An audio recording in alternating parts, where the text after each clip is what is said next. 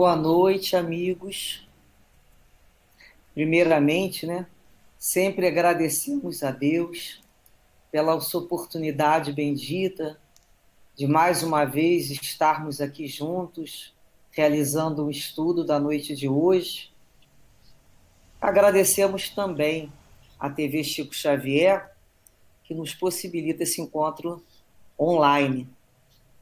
E aproveitamos o momento para convidar a todos que desejarem a conhecer o nosso canal no YouTube, uma playlist com vários estudos espíritas. É o youtube.com/Maristela Santos. Bem, dito isto, iniciaremos o nosso estudo primeiro com uma leitura, buscando nos harmonizar, nos juntar os pensamentos, corações, serenar nossas almas.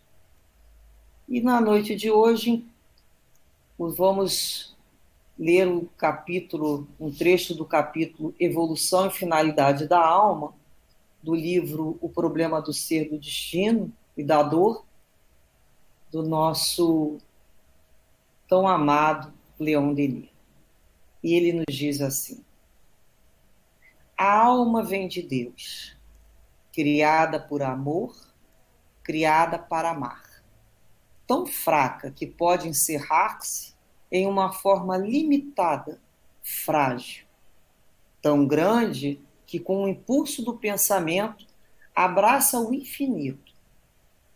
A alma é uma parcela da essência divina projetada no mundo material. Desde a hora de sua descida à matéria, que caminho percorreu para retornar ao ponto atual de sua caminhada. Foi-lhe necessário passar por vias obscuras, revestir-se de formas, animar o organismo que ela descartava ao final de cada existência, como se faz com um casaco que não serve mais. Todos esses corpos de carne perecem. O sopro dos destinos dispersou-lhes o pó, mas a alma persiste e permanece em sua perenidade. Ela prossegue em sua marcha ascendente, percorre as inúmeras estações de sua viagem e vai em direção ao objetivo grande e desejável, um objetivo divino, que é a perfeição. A alma contém em estado virtual todos os germes do seu desenvolvimento futuro. Está destinada a tudo conhecer, tudo adquirir, tudo possuir. Então, companheiros, sabemos que dentro de nós, em germe, existem todas as potências da alma e que nos cabe desabrochar e florir. Dessa maneira, então, possamos elevar o nosso pensamento a Deus, nosso Pai de amor e misericórdia, a Jesus, nosso amado Mestre, aos mentores e guias, para que nos protejam e conduzam as nossas reflexões em clima de muita paz e muita harmonia. Fique sempre conosco, Jesus, para a nossa proteção. Bem, no estudo anterior, nós conversamos sobre as gradações da fé, sempre tendo como base, o Evangelho segundo o Espiritismo, no seu capítulo 19, a fé transporta montanhas. E hoje nós vamos iniciar com o seu item 12, que nos diz assim no seu parágrafo: a fé é o sentimento inato no homem dos seus destinos futuros. É a consciência que ele tem das faculdades imensas, cujo germe foi depositado em si, a princípio em estado latente, e que ele deve fazer desabrochar e crescer pela sua vontade atuante. Então é justamente nesse capítulo que Leon Denis nos fala tão bem, né? A fala de Denis é poética. Então, toda essa finalidade da alma naquele capítulo, Leon Denis discorre sobre isso. Mas nós aqui vamos parar para pensar que quando ele fala, Kardec que fala que nós devemos desabrochar e crescer pela nossa vontade atuante, vamos pensar primeiramente nesse desabrochar. Nós estamos ali com a semente, né, que Jesus comparou a fé com uma semente de mostarda pequenininha que pode vir a se transformar numa grande árvore. E essa semente foi colocada e ela precisa, né, desabrochar. Essa semente precisa começar a ser despertada. E inúmeras vezes, em se tratando de fé, em nossas vidas, aparecem oportunidades para que essa fé seja desabrochada, para que essa fé seja despertada. Muitas vezes a gente não quer olhar, não quer perceber, não quer dar atenção, mas passamos, né, por inúmeros momentos. Mas, às vezes, uma fé ela é despertada, né? Eu estava pensando em algumas pessoas que a gente conhece e que a fé foi despertada pela curiosidade. São aquelas pessoas que ouviram falar, né, de uma casa espírita e tinham curiosidade de saber como é que era aquilo ali, como é que funcionava aquela dinâmica, como é que era o passe, se ali ia aparecer espírito. Então, aquela curiosidade levou à casa espírita. E elas mataram a curiosidade dela e não foram embora. Elas ficaram por um outro motivo. Foram atraídas por uma curiosidade e se mantiveram, né, por uma coisa mais elevada.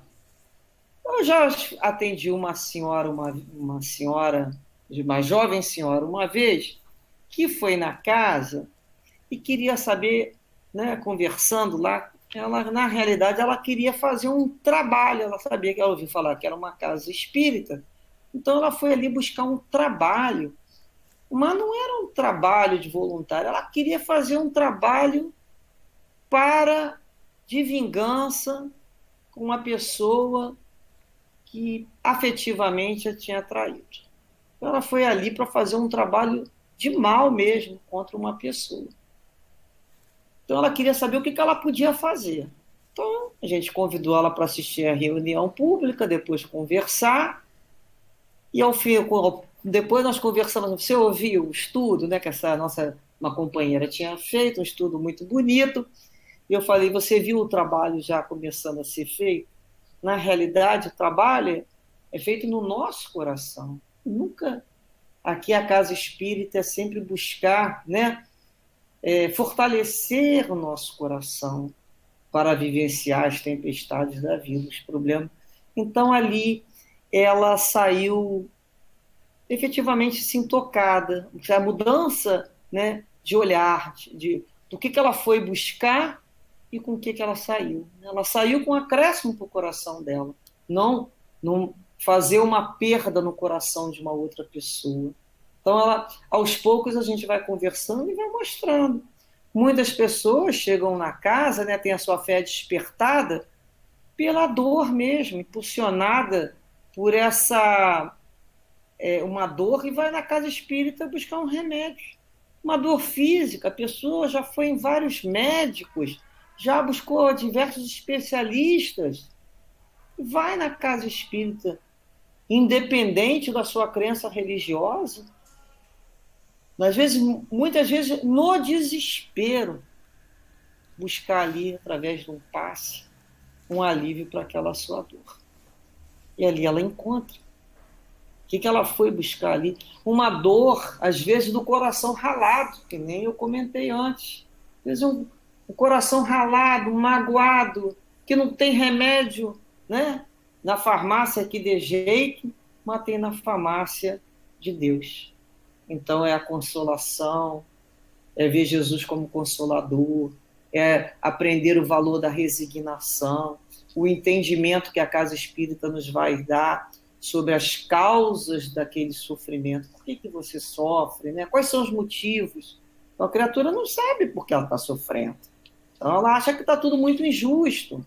Então, ali ela vai começar a ser alimentada nesses questionamentos.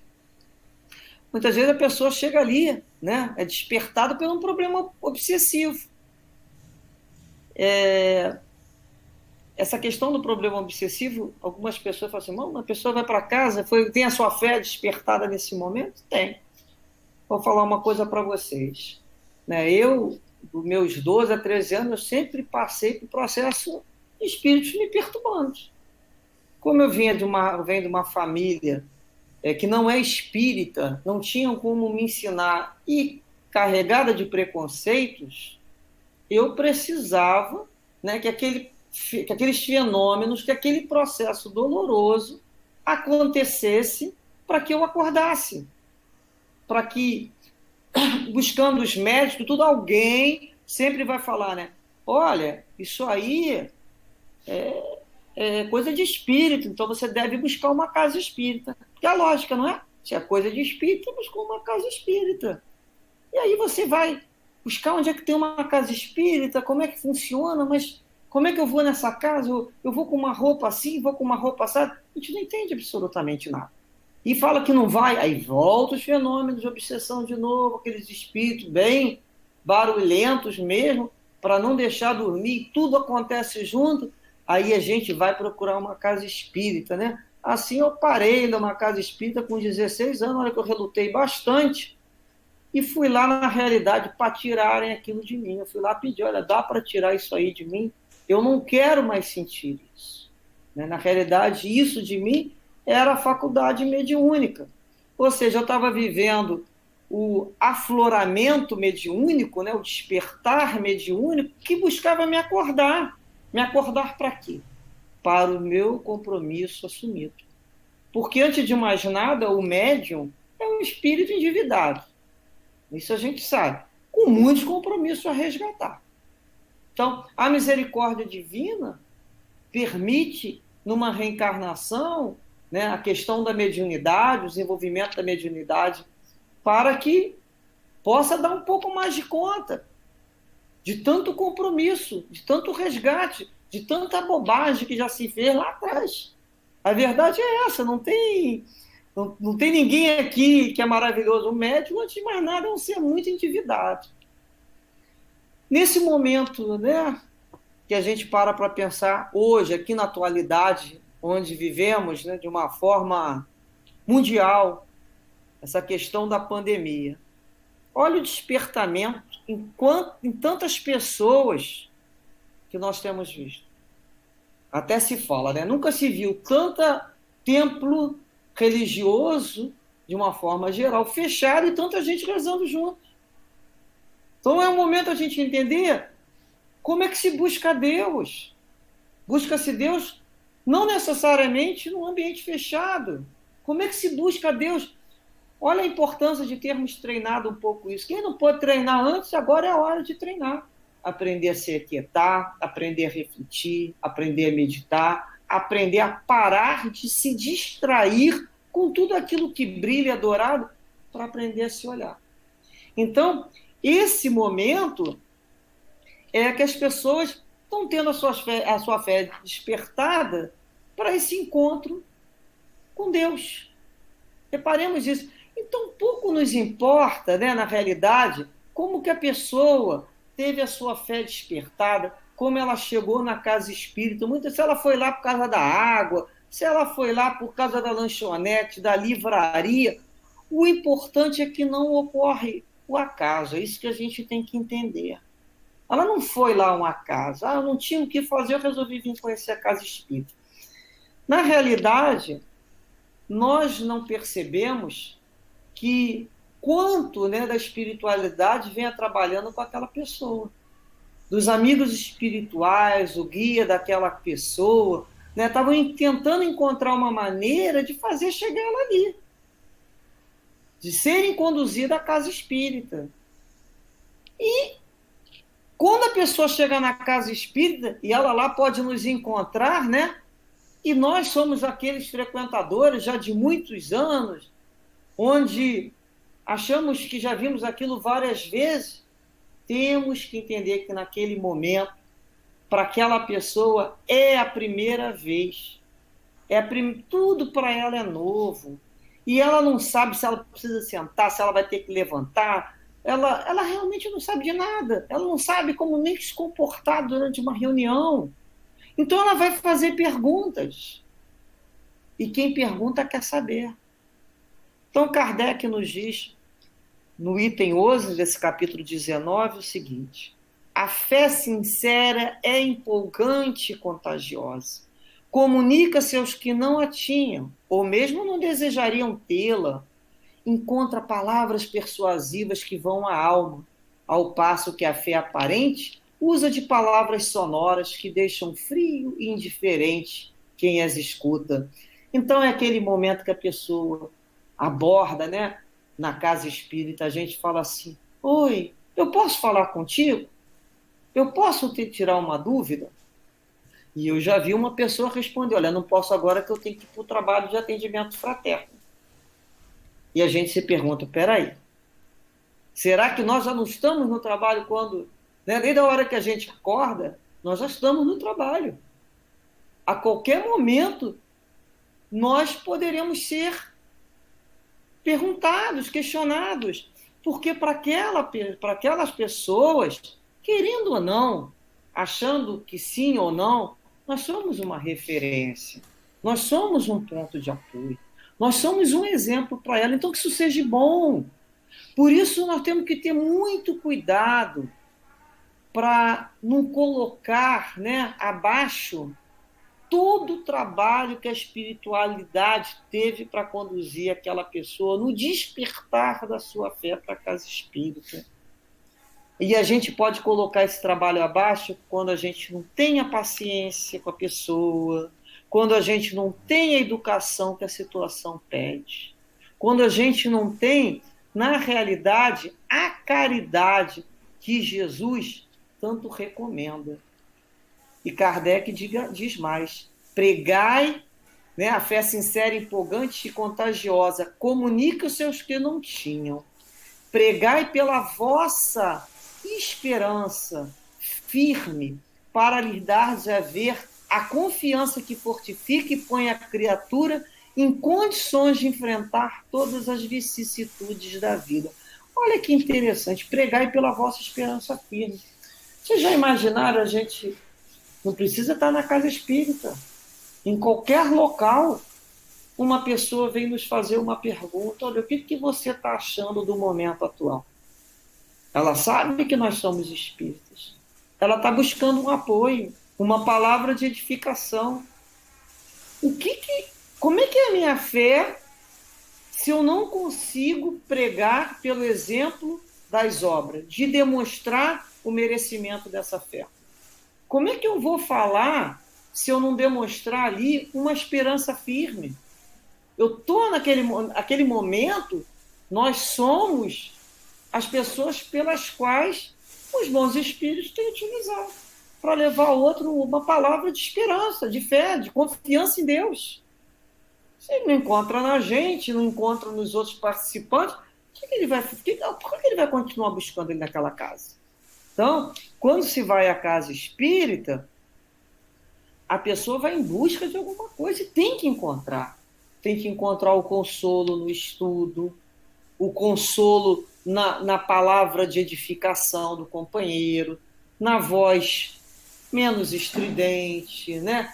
Na educação, no carinho com o outro mesmo. Às vezes, não é o que se fala, é a forma como se fala.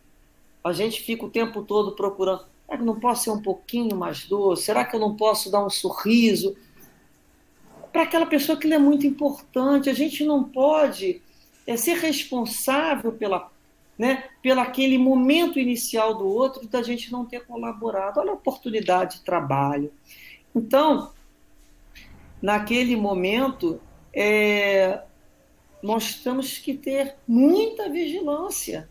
Né? Lá no Leon Denis, no Lar de Teresa, nós temos ali na recepção companheiros muito educados, muito carinhosos. Né?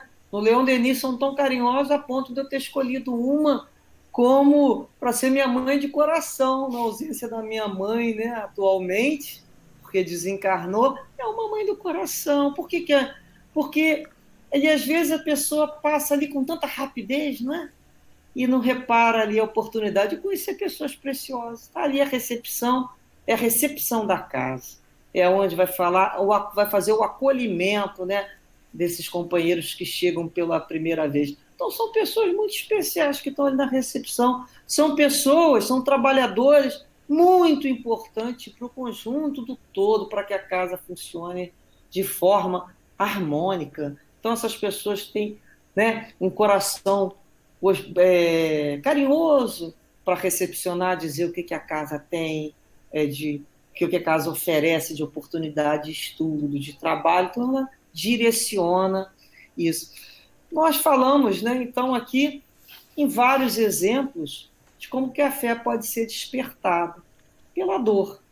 Mas não existe apenas essa opção, existe o convite também de buscarmos a fé pelo amor. É quando aceitamos o convite amoroso de Jesus como nosso pastor. Mas a lei de progresso nos diz que teremos que despertar a fé. Ou será pelo amor, ou seremos despertados ou sacudidos pela dor, né? Então, toda vez que a gente não aceita aquele convite amoroso do pastor Jesus em nossa vida, né, para que a gente endireite nossas veredas, a gente vai lembrar da figura, né, do contrário, do cão pastor, aquele que vai latindo para botar as ovelhas lá no redil correto, mas para fazer o aprendizado. Então, é melhor o atendimento pelo pastor. No item 7, Kardec nos diz assim: vulgarmente se diz que a fé não se prescreve, e o que leva muitas pessoas a se alegarem, que não são culpadas de não terem a fé. Não há dúvida que a fé não pode ser prescrita ou o que é mais justo não pode ser imposta. Não, a fé não se prescreve, mas se adquire. E não há ninguém que esteja impedido de possuí-la, mesmo entre os mais refratários. Falamos das verdades espirituais fundamentais e não deixa daquela crença particular. Então, Kardec, ao dizer isso, nos diz, né, nas nossas reflexões, que realmente todos podem adquirir a fé, todos podem possuí-la, ninguém está impedido disso, mesmo a pessoa mais resistente vai poder conquistar essa fé. Mas a fé, ela não vai procurar a gente. Somos nós que precisamos procurar, encontrar e buscar essa fé com sinceridade para ser despertada. E nós nos questionamos, nós procuramos ter fé? Nós buscamos despertar essa fé que está dentro de nós? Ou ainda acreditamos que a fé é uma nuvem, né, que vai parar e vai chover na nossa cabeça, fé? Ou fé é apenas fechar os olhos e cerrar os punhos que a fé aparece? Como algumas pessoas oram, né, fazem aquilo, a gente fala, pô, aquela pessoa tem fé. Então a pessoa acha que o fato ali de fechar o punho, cerrar a vista, vem a fé. Não vem. Nós sabemos que a alma contém no estado virtual todos os germes daquele desenvolvimento futuro. E, como Leon Denis nos disse, estamos destinados a tudo conhecer, tudo adquirir, tudo possuir. O que você quer conquistar?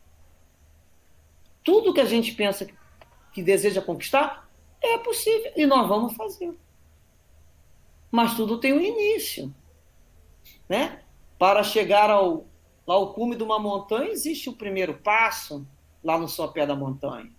Então, o que nós temos que ter também é um pouco mais de entendimento, entender que a natureza não dá salto, e ternura com a gente mesmo. E saber aquilo que nós estamos decididos a conquistar.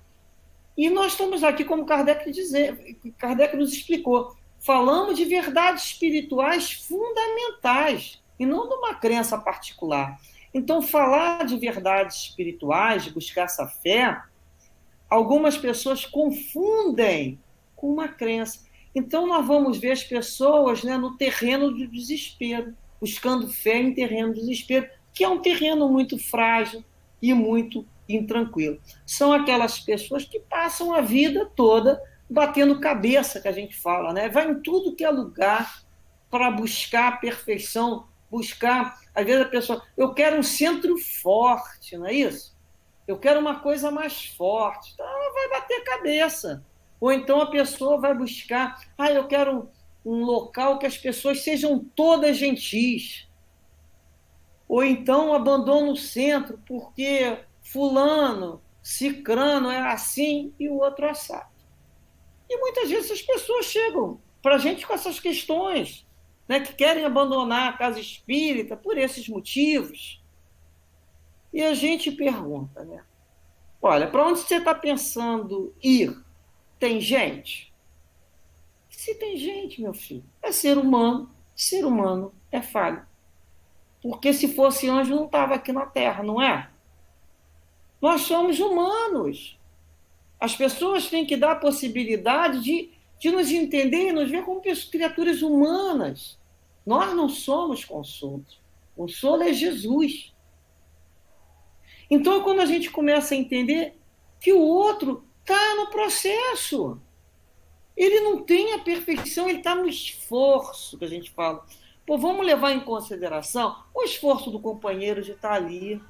Ele não sabe aquilo tudo de cor, não. Ele está no esforço, eu estou no esforço, você está no esforço. Todos nós estamos no esforço. Nós precisamos ter esse sentimento de amizade, de compreensão pelo outro, de entender o esforço que o outro está fazendo para estar ali, as lutas que ele está vencendo.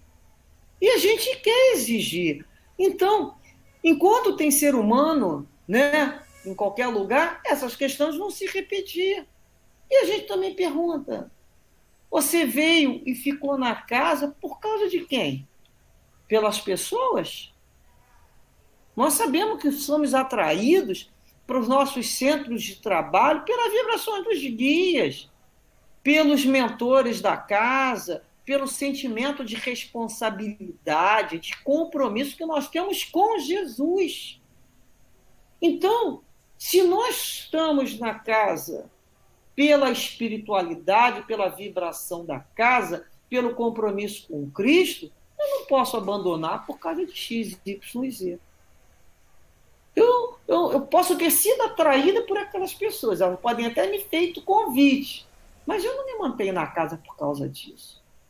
Nós vamos nos manter na casa pelo compromisso com Jesus, pela vibração da espiritualidade. Então, nós estamos pela causa do Cristo, pela causa espírita, e não por causa de casas e componentes, porque isso tudo é muito passageiro.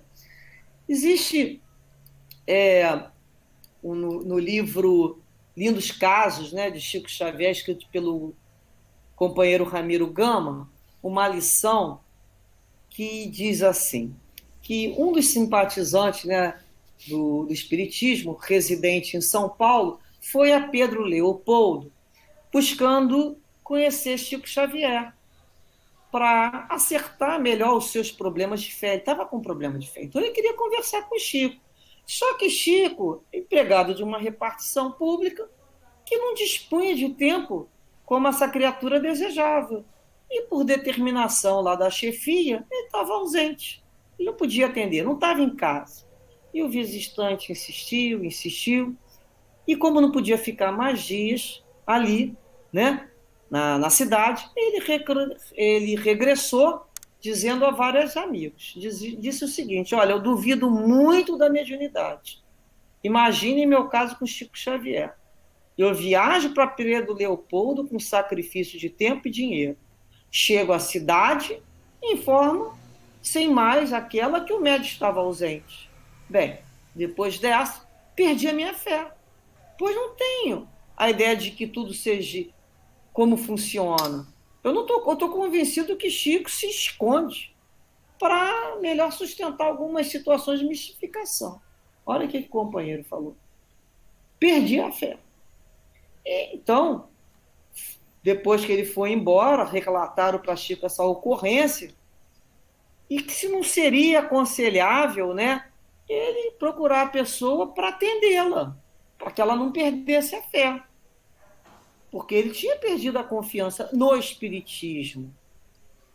Então, Chico, preocupado, vai pedir o parecer do espírito Emmanuel, né?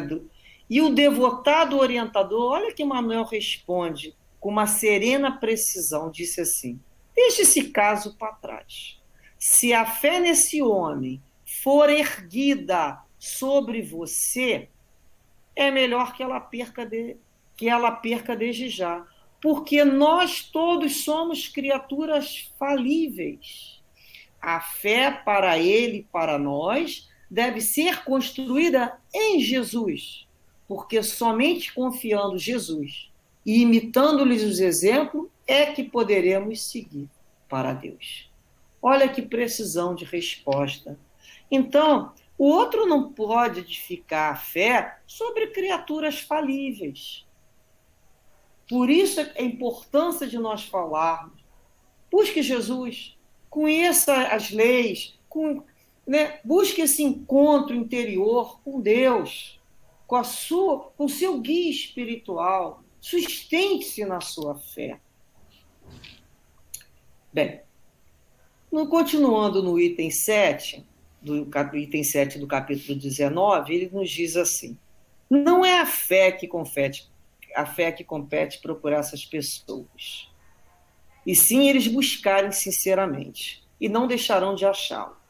Tende, pois, como certo que os que dizem nada de melhor desejamos do que crer, mas não podemos. Não tem aquelas pessoas que falam, eu queria crer, mas não posso. E ele continua dizendo assim, Kardec: apenas de lábios os dizem e não do íntimo, porquanto ao dizerem isso tapam os ouvidos. As provas chovem ao derredor. E por que fogem de observá-las? Da parte de uns há um descaso, o de outros, temor de serem forçados a mudar de hábito na maioria. E também há o orgulho daqueles que se negam a reconhecer a existência de uma força superior, porque teriam que curvar-se diante dela. Então, realmente, na maioria das vezes, né, a pessoa diz que quer ter fé, que deseja crer, da boca para fora. Porque estão tapando os olhos, porque só faltam as pedras falar quando a gente quer ver. Quantas situações, né, estão ali para desabrochar a fé, para a gente perceber, né, como que a espiritualidade, como Jesus nos fala através de tantas situações. Mas eles acham, na realidade, que aquilo ali é assunto para gente simples, sem inteligência. Eles se acham com muita inteligência, né? Então eles são aquelas pessoas que, no fundo, faz pouco caso. Então, ele desabrocha uma fé apenas verbalmente. Eles são aquelas pessoas que vivem, muitas vezes, repetindo aqueles clichês. Já viram? Você conta uma história e a pessoa fala lá um clichê evangélico. Ela não parou nem para refletir sobre aquilo que ela está dizendo, ela não parou para pensar naquilo com profundidade, da lição que aquilo ali contém. Ela fala aquilo porque decoraram, porque sabe aquilo de cor. Mas são verdadeiros sedentos na frente de um poço que tem a água da vida, que é o Evangelho. Não sabem utilizar para si daquela água. Quando a gente pergunta assim, tá, então você não consegue, né? Tem toda essa de cor e salteada essas passagens evangélicas, mas qual dessa passagem te fala mais fundo ao coração? Eu sempre pergunto isso. Se eu tivesse que desencarnar agora, sozinho, sem ninguém do meu lado, qual dessas passagens evangélicas eu buscaria a minha mente recordar para que eu me serenasse, acalmasse e pudesse, né, reforçar e fortalecer a minha fé? Qual dessas passagens? De tantas que eu estudei, que a gente fala, que a gente conhece. Cada um tem uma passagem. Cada um tem um momento que fala mais fundo ao coração. É preciso que aquela passagem seja bem refletida mesmo, bem pensada, para que no momento de dificuldade a gente possa trazer à mente Jesus nos falando aquilo ali, nos pacificando. E a questão dos orgulhosos são aqueles que não vão conquistar a fé, porque eles se veem superiores a tudo, né? Eles não conseguem se ver inserida no mundo de Deus. Ele não consegue elevar seu olhar até Deus, porque ele não consegue se ver com outras pessoas. Ele acha que o mundo gira em torno dele. Então, são às vezes pessoas até com uma inteligência, né, que a gente fala, a questão intelectual bem desenvolvida. Eles acham que isso é o suficiente. Então, ele acha que desenvolver talento intelectual é o mesmo que inchar. Né? A única coisa que cresce para baixo, é igual o rabo de cavalo, né? Cresce para baixo. Então, eles começam a crescer e aquilo até lhes perturba. É tanta inteligência que não consegue ter humildade, porque não tem o desenvolvimento moral. Nós sabemos que nós vamos precisar, como espírito, nosso desenvolvimento e progresso pleno, desenvolver as duas asas. A asa do intelectual, da área intelectual, mas a asa moral para a gente poder, né, voar com equilíbrio. Não fica aquela criatura ali só com o intelecto e não tem a finalidade de moral para a utilização daquele conhecimento. Então, Kardec nos diz, né, que a inspiração divina, a fé, desperta todos os instintos nobres que encaminham o homem para o bem. Que essa fé tem que ter a base forte e durável. E que esse edifício deve estar alicerçado de uma forma inamovível. E que seja mais forte a vossa fé do que os sofismas e as zombarias dos incrédulos, visto que a fé que não afronta o ridículo dos homens, né, não é uma fé verdadeira. E eu fiquei pensando sobre isso. Afrontar, né, no sentido porque as pessoas veem a pessoa que tem fé e zombam, fazem pouco caso. E recordei de uma história em que uma senhora estava atravessando um momento de grande dificuldade financeira e, com muita fé, ela telefonou para um programa de rádio para pedir ajuda. E ela disse que se alguém pudesse ceder algum alimento para ela e para a família dela, ela agradecia. Aquilo que Deus tocar o vosso coração, eu agradeço, ela disse. Sempre utilizando Deus. Você vê que algumas pessoas colocam no seu discurso o falar em Deus. E um milionário que estava ouvindo o programa, ele não era crente. Ele falou, vou pegar uma peça nessa senhora. Então, ele falou assim, vou passar, né, vou amassar justa para ela. Telefonou para a rádio, obteve o endereço dessa senhora e pediu aos seus funcionários que fizessem uma compra para um mês, né, dos bens necessários e que levassem na casa dela, mas tinha uma orientação. Eles iam levar na casa da senhora os alimentos que ela pediu, que ela tinha necessidade de passar um mês, e quando ela perguntasse quem mandou as compras, eles tinham que responder que foi o diabo. Que eu quero saber qual é a reação dela.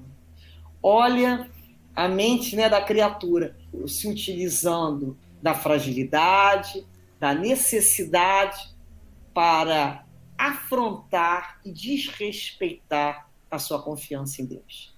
Então, assim foi feito, os seus funcionários levaram-lhe as compras, ela recebeu os empregados lá do bilionário que enviou com muita alegria e começou a guardar os alimentos na prateleira comovida com aquele e muito agradecida com aquele gesto.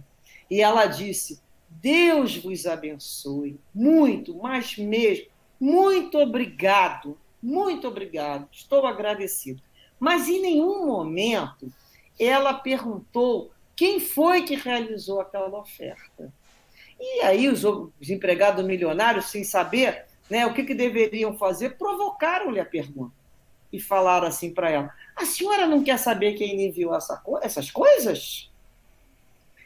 E aí ela respondeu na sua simplicidade da sua fé: não, meu filho, não é preciso. Quando Deus manda, até o diabo obedece. E é verdade. Com resposta, né? Quando Deus manda, até o diabo obedece. Então é aquela certeza, é aquela confiança no Pai que vai ser atendida. Se Deus é por nós, quem será contra nós? E depois nós falamos das pessoas, então, que só falam da boca para fora, falamos dos orgulhosos, e vamos falar também, como Kardec falou, daqueles que têm o medo, né, o temor de serem forçados a mudar de hábitos. A maior parte, né, a maioria das pessoas tem medo da fé, por isso, mudar de hábito. Elas têm medo de crescer, têm medo de assumir responsabilidade, querem continuar lá como aquela sementinha do grão de mostarda e fica lá quietinha, porque vai ser árvore, vai dar trabalho danado, vai ter que dar sombra, vai ter que dar fruto. Então são aquelas pessoas que querem ficar ali, né, sem se mover. Mas elas temem, porque a hora que elas conhecerem a fé, que elas tiverem contato com essa fé, elas não vão poder depois dizer que não viram a luz. Elas não vão poder dizer, eu não sabia, né? Será? A gente vai lembrar de Saulo na entrada de Damasco depois que viu a luz e caiu. Ele nunca mais pôde dizer que não sabia. A partir dali, ele vai atravessar o deserto dele para se recuperar. Então, somos nós. Quando a gente tem um encontro com a luz, é como aquele carro. É um carro que não tem mais como retroceder. O carro não anda para trás. Esse carro da vida só anda para frente. Ele não vai para trás. É assim que a gente começa a entender. Por isso que Jesus nos disse que, ao despertar a nossa fé, era necessário mudar de hábito, quando nos disse assim, ó, nem todos o que me diz Senhor, Senhor, entrará no reino dos céus, mas aquele que faz a vontade de meu Pai. Isso está anotado no Evangelho de Mateus, no capítulo 7. Ou seja, eu não posso falar que tenho fé, falar que acredito em Deus e não atender a sua obra, ou então desrespeitar a sua obra. Amar a Deus é obedecer-lhe a obra, é fazer a vontade do Pai. Então, muita gente às vezes chega e fala assim, olha, eu não quero assumir compromisso, sabe? Eu estou aqui, mas eu não quero assumir compromisso, eu não quero entender regra com nenhuma religião, eu não quero obedecer nenhuma regra. E é interessante, né? Porque às vezes a pessoa não para pensar que todos nós, todos, sempre estamos compromissados com alguma coisa na vida. Não existe coluna do meio, a gente está sempre atendendo algum tipo de força, ou seja, positiva ou negativa. A própria paralisação, por si só, já é negativa. O não agir no bem né? Já é por si o mal. Então, nós vamos percebendo que todos estamos compromissados, todo mundo obedece a alguém, alguma coisa. Então, a pessoa diz que não quer tem medo da fé porque ela não quer ser escrava de horário, de compromisso com a casa espírita, e vai acabar, né, atendendo, em função disso, somente de uma forma egoísta, os seus impulsos ainda inferiores, porque ela não se predispõe a um processo de educação, de disciplina. Então, essa parte que nós já trazemos ainda tão forte, né, que são os nossos impulsos, vai fazer com que a criatura se torne escrava. Ela que quer a liberdade total se torna escrava dos seus próprios vícios, das suas dores, da sua alma, e por aí vai. Quando a gente escolhe a disciplina na realidade, obedecer às regras, viver de acordo com o padrão de Jesus, isso é libertação. Isso nos eleva e nos liberta. E, ao contrário disso, nos torna escravo dos nossos vícios e impulsos inferiores. Então, escolher a disciplina é um processo de libertação. Então, e aí a gente se pergunta, né? Quanto de nós conseguem desenvolver essa fé e a mediunidade sozinhos? É possível. Não quero ter compromisso. Então, você consegue desenvolver essa fé sozinho? Você consegue desenvolver educadamente a sua mediunidade sozinho, sem ajuda? Nós sabemos que não. A maioria de nós, não. Nós precisamos de uma escola. Aquele que quer aprender música vai a uma escola de música, quem quer desenhar vai a uma escola de desenho. Nós queremos aprender a lidar com a mediunidade, a educar a mediunidade, a lidar com a fé. Nós buscamos a casa espírita, né? Nós buscamos um congressamento de ideias, de pensamentos, de estudo que nos levem a maiores reflexões. Isso é do ser humano, buscar o alimento que está lhe fazendo falta. Então, sem uma escola que ensine, como é que a gente consegue? E aquele que já consegue fazer sozinho, que não precisa, né, deve ir mesmo lá para a casa espírita para ajudar, então, aquele que não consegue. Deve fazer isso, deve tornar útil, já que ele sabe fazer tudo sozinho. E a gente vai lembrar, na realidade, que Jesus vivia no mundo de modo automático, porque automaticamente ele era bom em sua vida. Mas nós outros precisamos de processo de educação. Nós estamos no modo, eu estou, pelo menos, no modo manual, né? Então eu vou lá, busco, né, através da disciplina e a repetição, o evangelho para compreender e pautar a minha vida. Porque eu não tenho isso automatizado dentro de mim. Eu estou buscando repetir inúmeras vezes para ver se eu consigo ficar alguma coisa. Então, esse é o objetivo da disciplina, né? Jesus, ele nos disse que não bastava apenas crer. Ele disse que precisávamos sim mudar os hábitos. Olha só, aqui na anotação também de Mateus, no capítulo 7, quando Jesus nos fala de uma parábola da casa edificada na rocha. Ele diz assim, olha, portanto, quem ouve essas minhas palavras e as pratica, é como um homem prudente, que construiu a sua casa sobre a rocha. Caiu a chuva, transbordaram os rios, sopraram os ventos e deram contra aquela casa. E ela não caiu, porque tinha os seus alicerces na rocha. Mas quem ouve essas minhas palavras e não as pratica, é como um homem insensato, que construiu a sua casa sobre a areia. Caiu a chuva, transbordaram os rios, sopraram os ventos, deram contra aquela casa e ela caiu. E foi grande a sua queda. Nesse momento a gente vê dois personagens muito claros. O homem prudente, que representa aquele que ouve as palavras de Jesus, que desabrocha a sua fé, mas através da prática se coloca a praticar. E o outro é que não vivencia as leis divinas.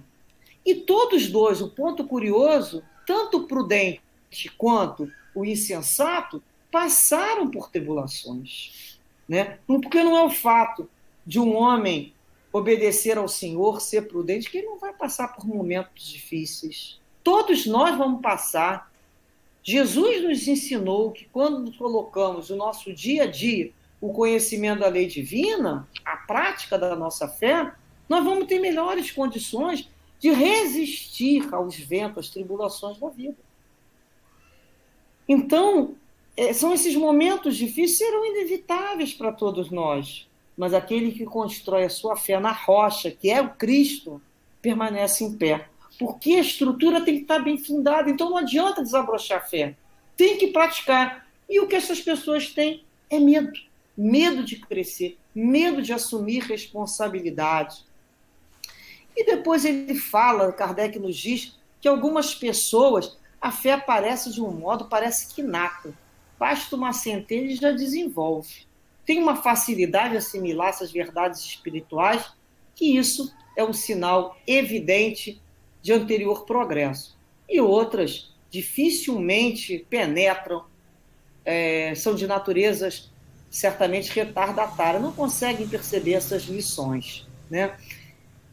tanto ela se fará, aquela que não tem completo esse entendimento, se fará e se não ficar concluído nessa existência, ficará em outra. Bem, quando Kardec nos diz isso, logo lembramos da misericórdia de Deus, que sempre nos oferta e oferece uma nova oportunidade através da reencarnação, outras vidas, onde retornamos para conquistarmos uma situação que não conseguimos, terminar um trabalho que está inacabado.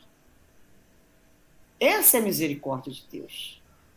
Não é pelo fato de um erro que o filho vai ficar exilado, vai ter essa oportunidade. E algumas pessoas, sim, já nasceram com a fé. Basta pouca coisa para que aquilo se desenvolva. Parece que aquelas pessoas já sabiam aquilo tudo. Mas isso não é uma questão de privilégio de Deus com alguma criatura, porque todos foram criados simples e ignorantes. O que isso demonstra são as ideias inatas. Isso demonstra que aquela alma já viveu outras vidas, onde ela se colocou para estudar aquilo, para aprender aquilo, para desenvolver aquela faculdade. Então, isso é fruto do trabalho do espírito. Quando a gente vê lá um espírito, né, tocando, né, que nem Mozart, o piano, desde tão novinho, aquilo não é um privilégio. Aquilo são as ideias inatas que o espírito, de tanto repetir, numa determinada reencarnação, ele já nasce com aquilo na ponta da língua, digamos assim, né? Basta ele ver lá um instrumento que ele... Mas quanto tempo aquele espírito demorou para desenvolver aquele conhecimento? E a gente não quer ir lá para a primeira aula para aprender harmonia, acorde. Então, quando a gente vê um espírito como São Francisco de Assis, a gente acha que aquele espírito foi um privilégio, ele acordou e se tornou uma pessoa daquela maneira? Não. Quanto tempo aquela alma, né, no desenvolvimento da sua capacidade de resistência, de paciência, de humildade. Então, nós temos que entender e respeitar o trabalho anterior daquelas almas. E outras, sim, vão ser difíceis, porque elas já estão no seu início. Mas, pela lei do progresso, nós apenas estamos em degraus diferentes.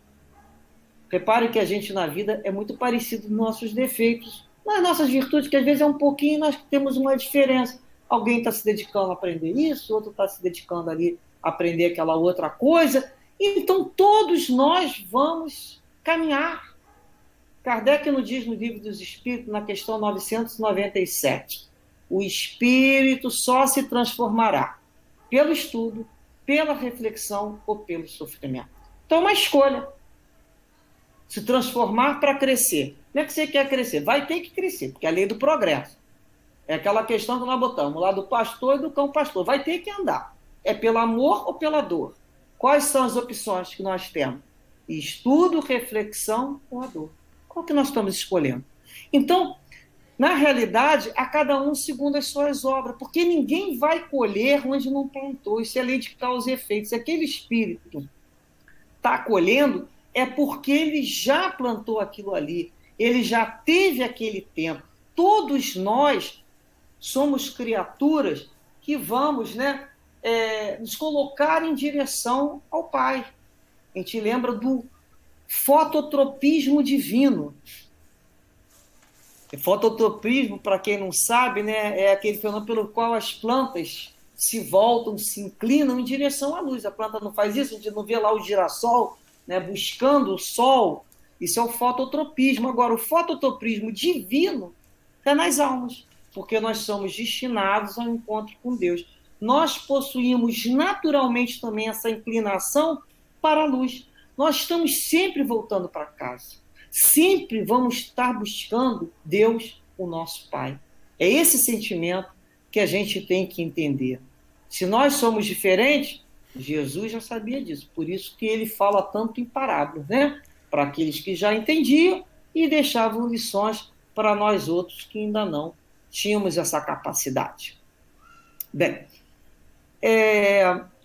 lembro aqui de uma história em que, para fecharmos um pouco o nosso raciocínio, em que um prédio estava pegando fogo. Vejam bem essa história. E os bombeiros chegaram no prédio, evacuando todo aquele edifício. Quando eles acharam que já estava tudo sob controle, eles ouviram um grito desesperado de uma criança que estava sozinha numa janela lá do quinto andar. Era uma menininha. Não havia mais jeito para entrar no prédio. As chamas já tinham tomado tudo e os bombeiros, então, estenderam aquela rede de proteção que eles sabem fazer tão bem e pediram para aquela menina que ela se jogasse, que era a única chance que ela tinha de ser salva. Mas ela não tinha coragem. E o local estava lotado de pessoas que observavam aquela situação e várias delas começaram a pedir: pula, filhinha, pula, querida. Mas ela estava ali paralisada de medo. Repare, se coloque na situação daquela criança, daquela menininha. As pessoas ali aparecendo, pedindo para ela pular, e ela paralisada, ela não conseguia sair do lugar. E no meio da multidão foi que surgiu, né, a mãe, que tinha saído. Aconteceu isso tudo na sua ausência, e ao perceber a dificuldade daquela situação, ela buscou força em si, em Deus, se tranquilizou, porque era preciso passar para a filha confiança. Então ela olhou para a filha lá em cima, abriu os braços e com a voz bem confiante disse: filhinha, a mamãe está aqui, pode pular, eu estou aqui embaixo para te segurar. Confie na mamãe, pule, filha. E naquele instante, a menina se jogou e foi salva. E essa história, né, pequena, singela, mas nos faz refletir. Quantos momentos da vida nós ficamos sem saber o que fazer, como fazer, e até achamos que não tem mais jeito. Então, vem a luz e a gente percebe que para sermos ajudados, precisamos buscar dentro de nós a confiança, a fé, para nos jogarmos nos braços amorosos de Deus. Esse momento nos diz isso. Não temos. A gente faz tudo o que pode fazer, tudo o que a gente sabe fazer. Pode ser que daqui a 100 anos a gente saiba fazer outra coisa, mas no momento a gente está fazendo tudo o que sabe fazer. Mas tem um momento que a gente se joga nos braços amorosos de Deus, com muita confiança, para sermos amparados, né? E a gente tem a certeza que Deus, Pai, tem soluções que nós não conhecíamos, que não conhecemos, e precisamos, para isso, a Ele nos entregar. Então, aqui nessa história, Deus Pai foi propositadamente representado pela figura materna, a mãe querida que todos confiamos, né? Porque nessa semana em que comemoramos o Dia das Mães, aproveitamos esse momento para parabenizar todas essas mães e todas outras pessoas que cuidam do outro com o sentimento, o amor de uma mãe. Com aquele carinho, com aquele amor que quer o melhor, que quer o bem, com aquele zelo. E lembramos nesse momento daquelas que já se encontram no plano espiritual, mas que continuam zelando por nós, que somos seus filhos. Isso temos certeza, pois que o amor é infinito e a vida sempre continua em outros planos. Então essas mães queridas e essas, tanto as encarnadas como as desencarnadas, aquelas que fazem o papel de mãe na vida, como professoras, como tias, como avós, como os pais que são mães, é o sentimento de ser mãe, o sentimento generoso, receba de nós, né, esse agradecimento. E vamos terminar esse momento feliz de estudo, agradecendo acima de tudo a Deus, a Jesus, nosso pastor amado, mas agradecemos hoje também a Maria de Nazaré, pois que ela é a mãe que representa todas as mães. E em sua lembrança, dedicado a ela, nós vamos ler os versos de uma música espírita dedicado a ela, né, que tem como título Virgem de Nazaré. Nós não temos a ousadia de cantar porque respeitamos os vossos ouvidos, mas vocês irão escutar ao fundo a voz de uma amiga muito querida, uma irmã do lar de Teresa, que se chama Maria Alda, que cantou essa música e eu gravei e sempre escuto e colocarei ao fundo para que possam ouvi-la também. Nos diz assim: guia nossa alma, Jesus, fortalece-nos a fé, protege-nos hoje e sempre, ó Virgem de Nazaré, estabelece harmonia em nossa casa de luz, dá-nos a bênção da paz, ó Santa Mãe de Jesus, perdoa os nossos pecados com tuas bênçãos de amor. Dá-nos visão, vigilância, ó Santa Mãe do Senhor. Bondade, esperança, luz, humildade, força e fé. Dá-nos os dons de teu reino, ó Virgem de Nazaré. Dessa maneira, então, nos despedimos, pedindo muita saúde, muita paz e harmonia à Virgem de Nazaré para todos nós, para todos os corações, para todas as famílias. Muita paz, hoje e sempre. Graças a Deus.